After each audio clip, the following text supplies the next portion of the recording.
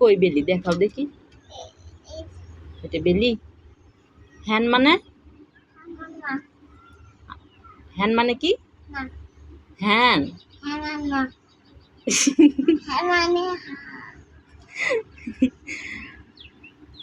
হ্যান মানে হাত। মাউথ মানে কি আব্বু? আম্মুর দিকে তাকান। মাউথ মানে কি বলো? তিত মানে? তিত মানে কি? তিত মানে বলো। বলো না তিত মানে কি? দাঁত।